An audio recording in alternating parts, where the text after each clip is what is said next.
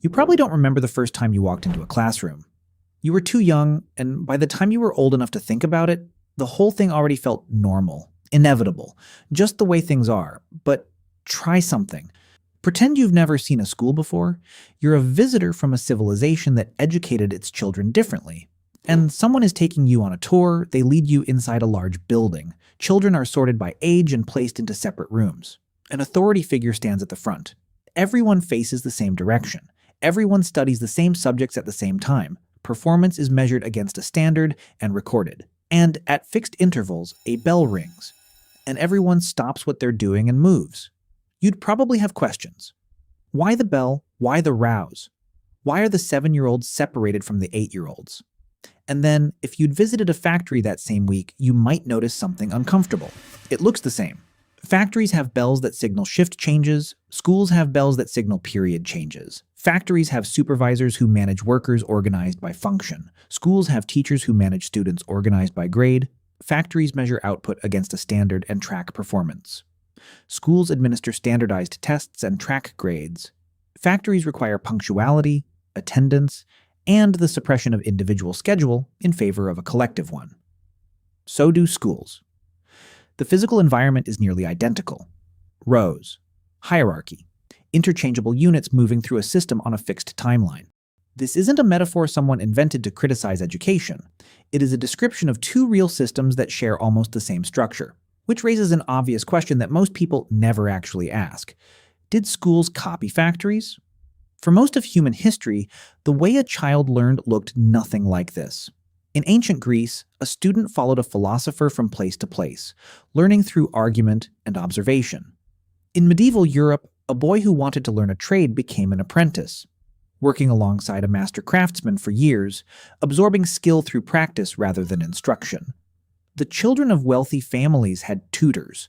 The children of farmers learned to farm. Children in religious communities learned through scripture and ritual. Ages were mixed. Subjects weren't separated. There were no grades, no bells, no standardized curriculum. Learning happened inside life, not parallel to it. For thousands of years, this was education. Imperfect, unequal, deeply tied to whatever world the child was being prepared to enter.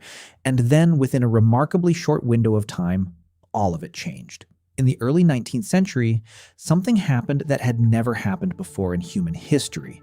Cities grew faster than anyone knew how to manage. In 1800, London had about 1 million people. By 1900, it had 6 million. Manchester, Liverpool, Birmingham, every major city in Britain exploded. The same thing was happening across Germany, France, Belgium, and eventually the entire industrializing world. Millions of people were leaving farms and moving into factories, and the factory owners had a problem that was becoming impossible to ignore. Imagine you're running a textile mill in Manchester in 1840. You have 400 workers, expensive machines, and a production schedule you've promised to meet.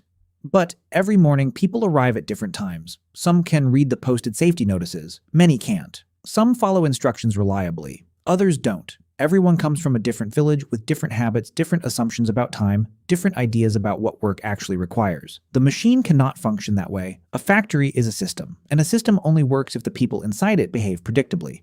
If they arrive when they're supposed to, do what they're told, understand the instructions, and accept that the bell, not their own judgment, determines when the day begins and ends. Farms don't produce people like that. Villages don't. A boy following a tanner through his trade doesn't walk out prepared to exist inside an industrial system. For the new economy to function at scale, human beings needed to be prepared before they arrived. The question was how to do it to millions of them at once. The country that solved this problem first, and most deliberately, was Prussia. In the early 1800s, the Prussian state developed one of the first modern public education systems in the world: compulsory attendance, standardized curriculum, students sorted by age into grades, fixed schedules, trained professional teachers, performance measured against uniform standards. The Prussian model wasn't designed as a propaganda exercise or a cynical control mechanism. It was designed as a solution to a real problem. How do you build a literate, organized, disciplined population at scale? And it worked so well that within decades, reformers across Europe and America were traveling to Prussia to study the system and bring it home. By the late 1800s, the Prussian model had become the template for public education across the industrializing world. Here is the important thing.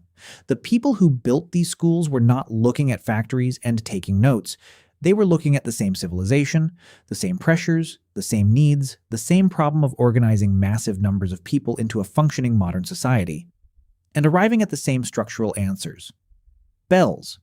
Because time had to be managed collectively, grade levels. Because progress had to be standardized, uniform curricula. Because a population needed shared knowledge, attendance requirements. Because presence had to be mandatory. Schools and factories didn't copy each other. They were built by the same world. A century after Prussia, the results were undeniable. Global literacy rates climbed from under 20% to over 80%. Children who would have had no formal education were learning to read, to calculate, to participate in civic life. Industrial economies grew. Complex bureaucracies that required literate employees became possible. Entire populations that had been locked out of knowledge gained access to it. By almost any measure it was aimed at, the system succeeded. And so it spread. Not through force mostly, through legitimacy. Country after country adopted the model because the model demonstrably produced results. The bells were ringing everywhere. So why in the 21st century does almost everyone have a vague but persistent feeling that something about school isn't quite right? In 1950, most jobs in the developed world still rewarded the same qualities the Prussian model produced: punctuality, obedience to hierarchy, consistency, tolerance for repetitive work. Then the economy changed. Computers automated the repetitive tasks. The internet made information universally available. Automation kept moving up the skill ladder. The jobs that survived increasingly rewarded creativity, adaptability, independent judgment, qualities that don't fit neatly into rows of desks facing forward. The world the school was built for started disappearing. The school largely stayed the same.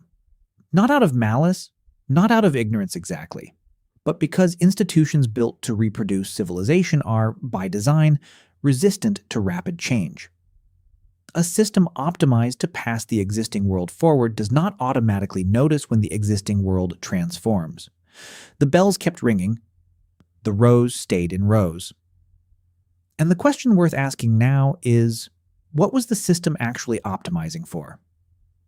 Every civilization that has ever existed has faced the same fundamental problem. Children are born knowing nothing about the world they've entered. They have to be taught. Not just facts, but how to behave inside a system, what to value, how to function as a member of the society that surrounds them. The form that teaching takes is not random.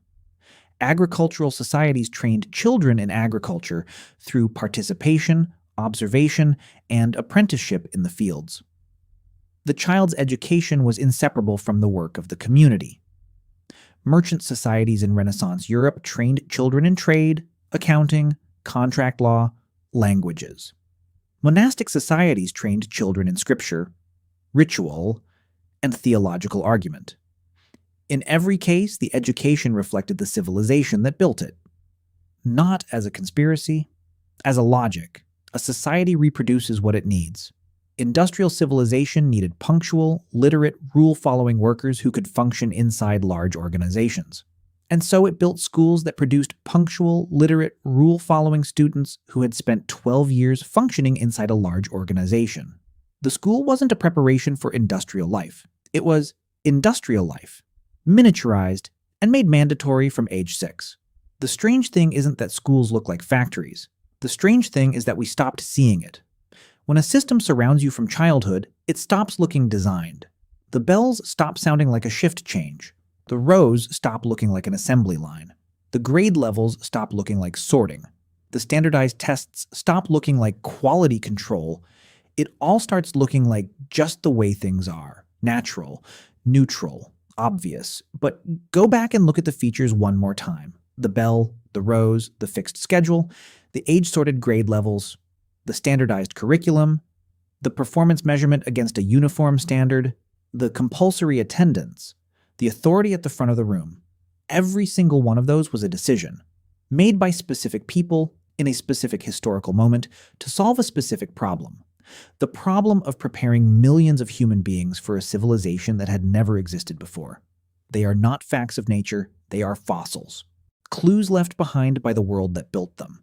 And if you know how to read them, They tell you exactly what that world needed, what it feared, and what kind of human being it was trying to produce. Schools are not natural. They are one of the largest social technologies ever constructed, a machine built by civilization to reproduce itself, to take children who know nothing about the existing world and return them, a decade later, shaped for it, carrying its assumptions, fluent in its requirements, ready to step inside its systems without asking why the systems are there. That is not a criticism. Every civilization has done this. Every civilization had to. Agricultural societies trained farmers, merchant societies trained traders, industrial civilization trained industrial citizens. The school always reflected the world that built it, which means the question every generation eventually has to face is the same question. Is the world the school was built for still the world we're living in? Because somewhere right now a bell is ringing, and 10,000 children are standing up at exactly the same moment, moving to the next room, following a schedule designed for a civilization that is already 150 years old. They're not questioning it. Why would they? They grew up inside it. And that is exactly how a civilization passes itself forward, not through force, but through familiarity. Not by commanding children to accept the world as it is, but by surrounding them with it so completely, so early, that it stops looking like a choice. It starts looking like reality. The bells, the rows, the tests, none of it appeared by accident. It was all built, and the most powerful thing any of it ever did was make you forget that.